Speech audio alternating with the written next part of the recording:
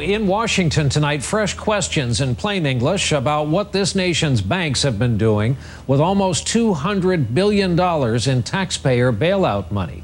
Treasury officials in charge of the TARP, the Troubled Asset Relief Program, got an earful at a congressional hearing today. Our senior investigative correspondent Lisa Myers has our report.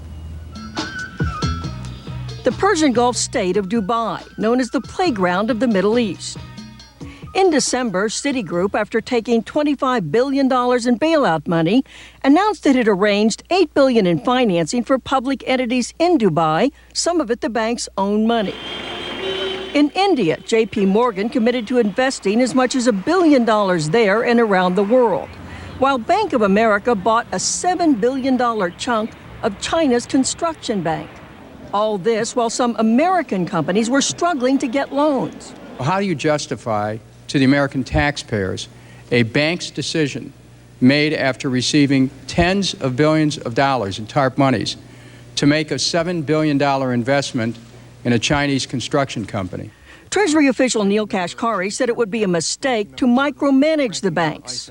We must remember that many of these financial institutions are global institutions, and they take deposits from savers all around the world. Are you telling the American people that it's better to invest in another country than it is for these banks who have TARP money to invest in our own country? Absolutely not, Mr. Chairman. We absolutely want our banks investing in the U.S.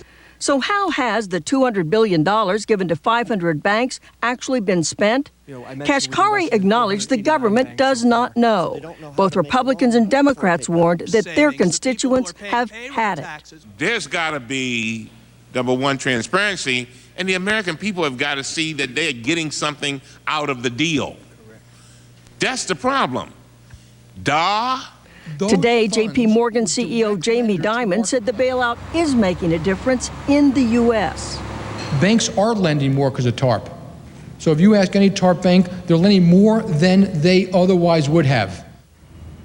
Today, a new independent analysis said, based on limited data, there appears to be a trickle of increased spending. The study by a unit of Dow Jones found that three big banks that received $75 billion from taxpayers provided about $100 million in additional loans. Brian. All right, Lisa Myers, good to have you here with us in New York.